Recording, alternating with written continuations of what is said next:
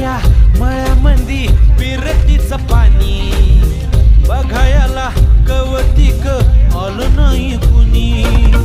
मळ्याला या मळेवाली भेटलीच नाही. अगराने